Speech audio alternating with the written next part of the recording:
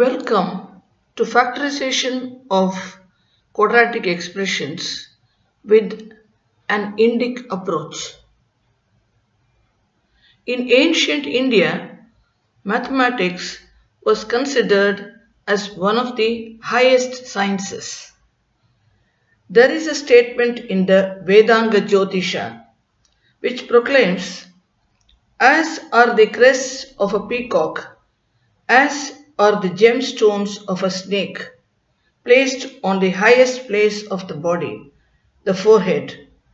So is mathematics, Ganita, the head of all Veda and Shastras.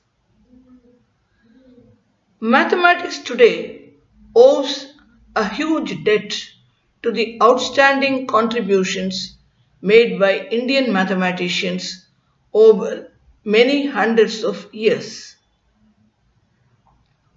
Indian mathematics may be said to have started with the Vedic rituals which required knowledge of geometry for accurate construction of Vedic altars. These altars were used for offering prayers to fulfill desires or avoid natural calamities. Sulba Sutras describe the measurements which are necessary for laying out the sacrificial areas.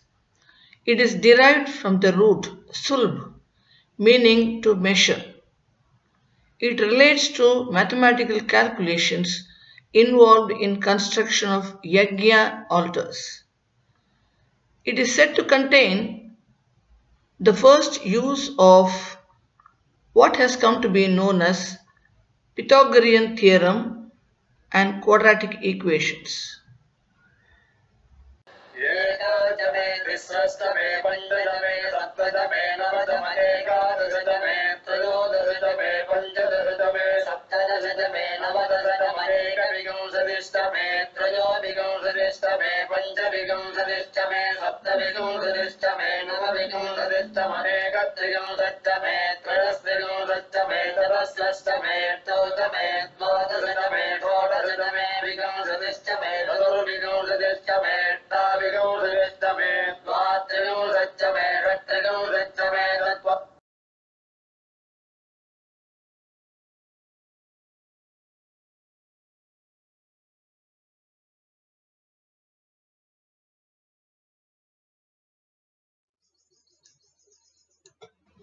Mathematics, we know, is a subject that is interesting as well as intriguing.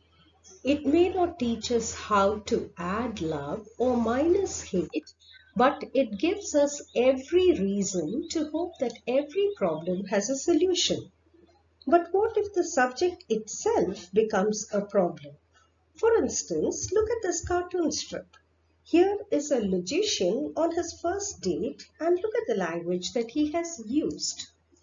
These Venn diagrams will save us a lot of time. We'll see where you fit in, where I fit in, and if any of it overlaps. Do you think a layperson will be able to understand what he wants to convey? Maybe not. The same is the case with mathematics. The language used in mathematics may be difficult for a layperson to understand. So much so, a famous thinker like Bertrand Russell once said, mathematics may be defined as a subject where we never know what we are talking about, nor whether what we are saying is true. However, on the other hand, we also know that mathematics is enjoyable and absolutely engrossing for those who understand the language of mathematics.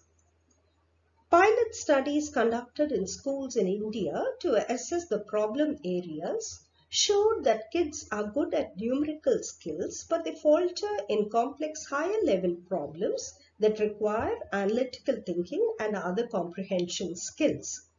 When we talk about comprehension, it's the language that acts as a stumbling block in many cases.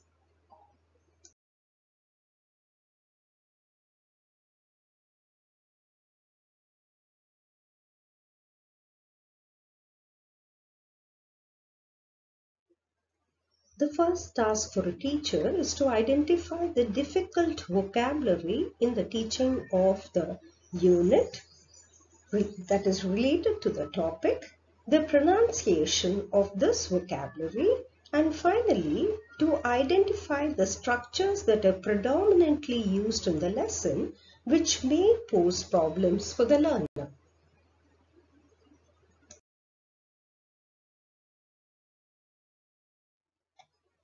When we talk about the teaching of vocabulary, the most important factor is contextualization. That is, using real-world examples and leading the learners from the known to the unknown. For example, let us take a look at the cartoon strip. In this cartoon strip, she says, "Ah, I can't do these math problems. Why am I so stupid? If 2x plus y is equal to 60 and x plus 2y is equal to 75, solve for x and y. How the heck do I figure that out?"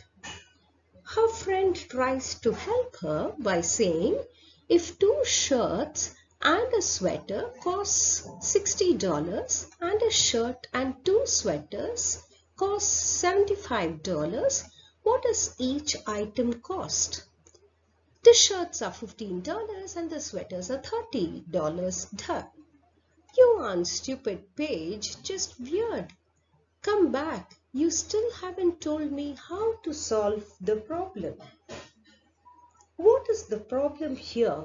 Or rather, what is the solution? The solution is to contextualize what we teach, make the abstract concepts concrete so that the child can understand what we are referring to.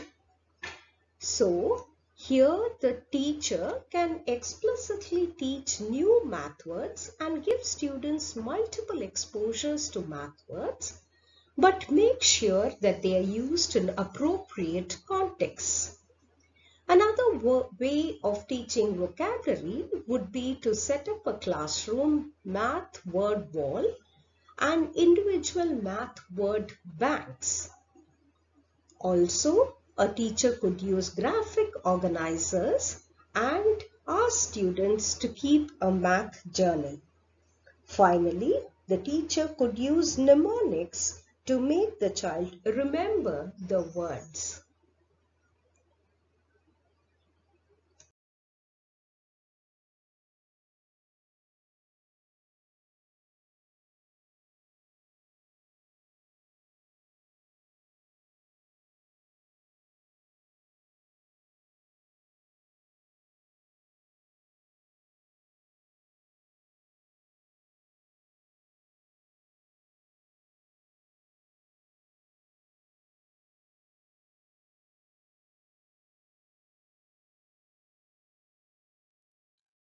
It is critical to make the study of mathematics as well as the language of mathematics not only relevant and appropriately challenging, but to make it engaging and simply put fun.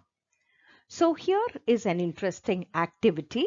It is called vocabulary bingo. This game is played like tombola.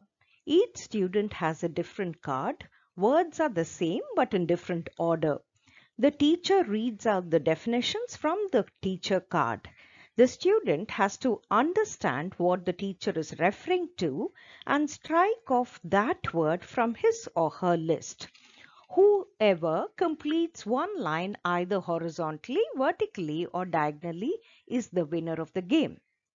This is an excellent way of making sure students have understood the concepts and have retained them. Do you know that ways of learning impact how we learn and how we retain concepts? We know that often Asian students fare better in mathematics than English speaking students. Have you ever wondered why? The answer could be in their language itself. For example, take the word 11.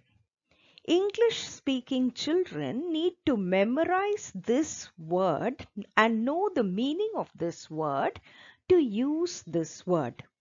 However, take take the case of a Tamil speaking child. What is the word for 11 in Tamil? Padinonnu. Padinonnu means padi plus onnu, that is 10 plus 1. So, in other Asian languages too, this is how children learn. So, inherently, they know that 11 or padinonnu is 10 plus 1. Secondly, it also depends on how it is taught. MRI studies have shown that Chinese children approach numerical terms in visual and spatial representations by using visual and spatial representations. For instance, the studies showed that when English speaking children use numbers, it is only the left side of the brain that is activated. That means they are looking for the meanings of these words. However, when Chinese children use numbers, other parts of the brain too get activated. Other parts of the brain that refer to visual representations.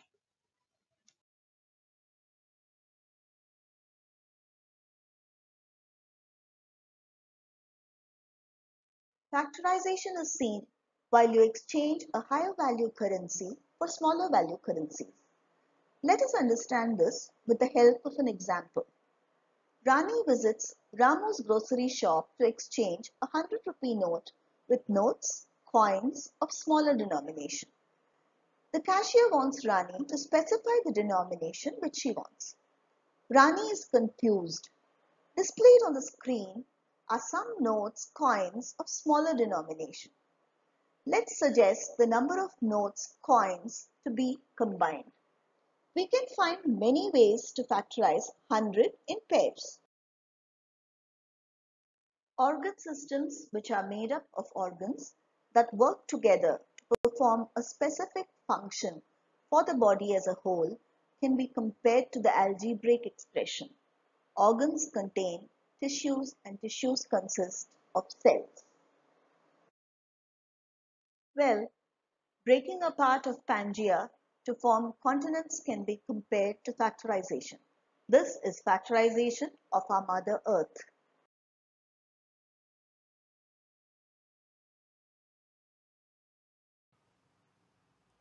Welcome to this session on facts, factors, and factorization. The 360-degree way, math-led integrated learning, MLIL. Here we're going to explore communication and soft skills for life inspired by mathematical concepts. Factorization and communication. What on earth is the connection, you may ask? But when you think out of the box, everything is interconnected. And that's what we're going to discover as we go through these session notes, particularly designed for MLIL in the 360-degree way.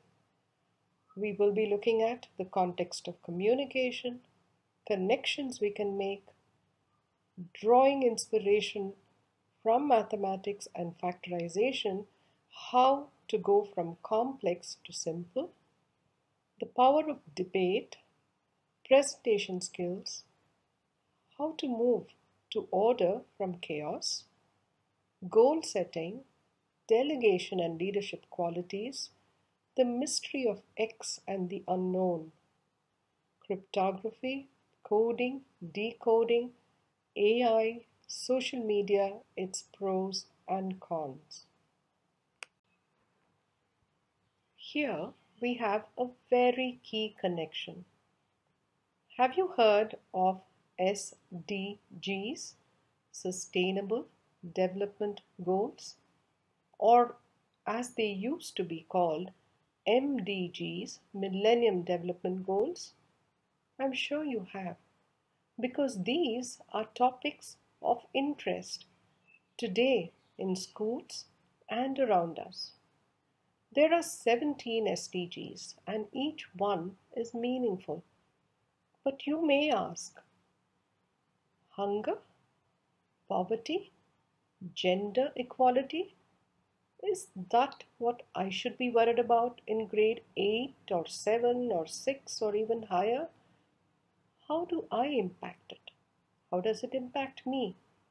Here is an opportunity, and we're going to use that opportunity to connect our communication skills to understand SDGs. First of all, let's accept the fact. Yes, we are a fact. We exist. We are a factor because we impact and are impacted. We impact maybe every one of these SDGs.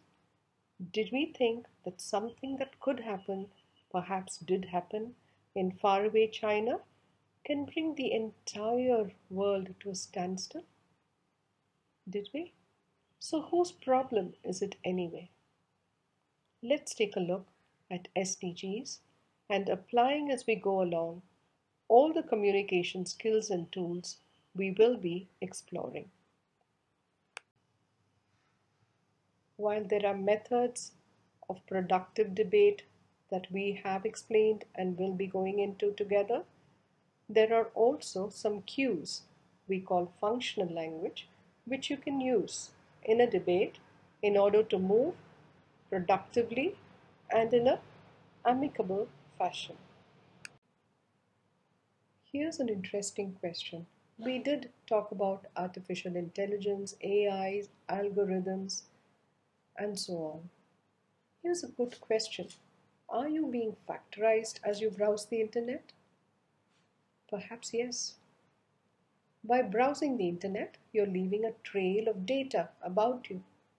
This data is being gathered, sorted, grouped, identified, labeled, and it comes back to you as preferences, user habits, recommendations. That's why our favorite flavor of ice cream or pizza or color of an umbrella or handbag gets suggested as we browse. Is this a good thing? Yes and no. There is a very, very good reason why there is an age appropriate usage protocol for the internet. The internet is a double edged sword, and browsing the net, getting into social media can all give you both the good and the bad in the Internet of Things. Social media, particularly, there are wonderful ways to connect and stay connected. At the same time, while social listening is a new science which has been used very effectively during disaster management and catastrophes and pandemics to find out what is happening where, what is being said where, how can we get help to them, reach help to people. These are the good aspects of it. At the same time, people get stalked, people get followed. A lot of crime also happens. Now, these are where one needs to be very careful about how you use something that is very similar to a sharp knife.